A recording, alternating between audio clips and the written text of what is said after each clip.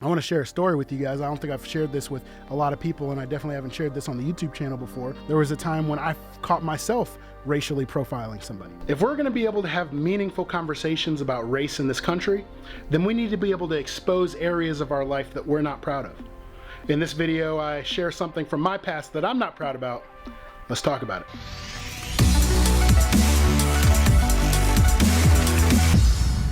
Hey, what's up everybody? Welcome back to another video on this channel. My name is Chase. If you notice that this looks a little weird, it's because my tripod broke, so I'm doing it old school right here. I wanted to make this video, actually I didn't want to make this video. I had another video that I wanted to share with you guys, but I'm gonna push that back maybe to early next week. I felt the need to make this video in light of everything that's currently going on in the news.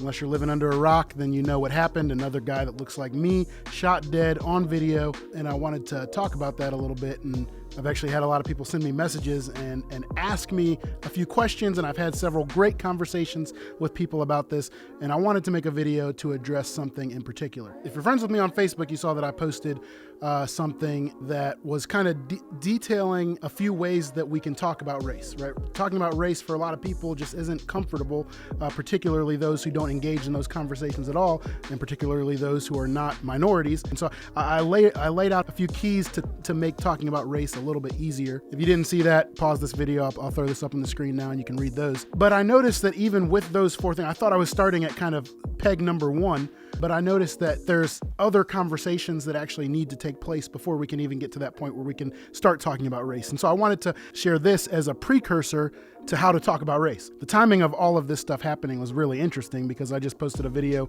on Monday that kind of showed how my wife and I are starting to talk to our daughter about race. And I actually had a segment in that video that I cut out just because the video was going so long, but it was about the difference in talking about race and talking about racism.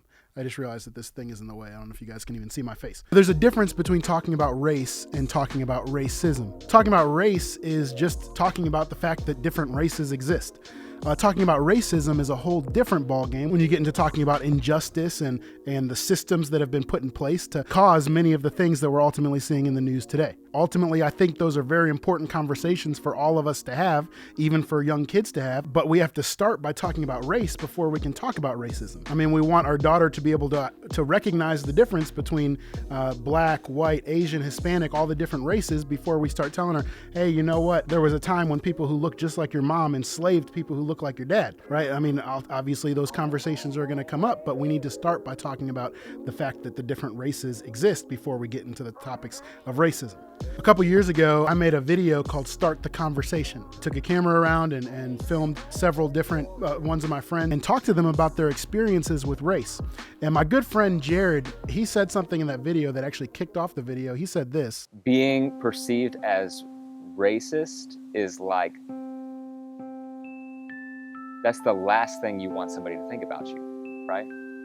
And so how do we avoid that? Well, we just avoid the topic of race at all. That's true. That you don't want to be perceived as racist. And so for many people, they simply avoid talking about race at all costs because it makes you uncomfortable. However, for me, being black, I don't have that same luxury, and I find myself thinking about race all the time. I think about how people will perceive me because of my race. I act subconsciously different and sometimes consciously different where I am because of my race. I mean, I think it was W.E.B. Du Bois that called it double consciousness. Like people who are minorities, you kind of learn to navigate two different worlds, or maybe some people even more than two different worlds because of the color of our skin. And that's a whole different topic for a whole nother video. Actually, I saw a good video about that. I'll link to that video if you click on the card, wherever it is on the YouTube video here. But all that to say, talking about race is very important. And so before we can even talk about how we can talk about race, we need to talk about the fact that talking about race needs to be destigmatized. I think that's a word. We need to take away the stigma of talking about race. I made another video several years ago talking about why we're not colorblind, and I shared this example there, I'll share it again here. I'm from Ohio. I like being from Ohio. I talk about being from Ohio a lot. If I was to talk to someone from a different state and bring up the fact that I'm from Ohio and they were to tell me, let's not talk about that. Let's not talk about that. We're all Americans. You don't need to talk about the fact that you're from Ohio. That statement right there seems to carry with it the connotation that being from Ohio is a negative thing. I know some people might think it is. In the same way, if I bring up the fact that I'm black or I bring up the fact that someone's white, then and the first thing that they say is, hey, we can't talk about that. We can't talk about race. Then that means that race itself has a negative connotation, which again, because I am a minority in this country, I don't have the luxury luxury of not being able to talk about it. In many ways, as I laid out those keys on how we can talk about racial issues, before we can talk about racial issues, we have to talk about race. And before we can talk about race, we have to destigmatize talking about race. But the other thing that I wanted to share with you guys as I make this video is just the fact that as we come to this conversation, I mentioned that we need to start with humility. Well, part of starting with humility is acknowledging the fact that we all have implicit biases. I want to share a story with you guys. I don't think I've shared this with a lot of people, and I definitely haven't shared this on the YouTube channel before. When I was living in Dallas, there was a time when I caught myself racially profiling somebody. I was on a train. I was heading to my classes, and I got on the train. I sat next to this white woman next to me, sat down, and as soon as I sat down, she looked over at me, grabbed her purse, clung to it, got up, and stood by the door. And it wasn't because she had to get off at the next exit. She was on there for like the 3 more exits before she got off, and then she got off the train. And I was so frustrated by that. I was so angry. I was thinking about how she just racially profiled me, which she probably did. And I was telling people throughout the day, I was angry. I get back on the train later to go home, and I sit down. A few minutes later, this Middle Eastern person sits down next to me with a book bag, puts their head back, and starts praying. And what's the first thing to go through my mind? I need to get off this train right now. Right? I profiled that person in the same way that they profiled me. And I learned something from that. I learned that yes, I've experienced all sorts of racial discrimination. I could make a video after video after video about detailing the racial discrimination that I've gone through. But in that moment, I learned that not only is racial discrimination not just one-sided, but racism is not just a black-white issue. It's something that up to that point, I had just never thought of. So hearing that caused me to reach out to my friends who weren't white or black and ask them about experiences of racial discrimination they'd been a part of. And in many ways, that experience is what led to that video, Start the Conversation. I had to acknowledge that it's something that I struggle with too before I could start that conversation with other people.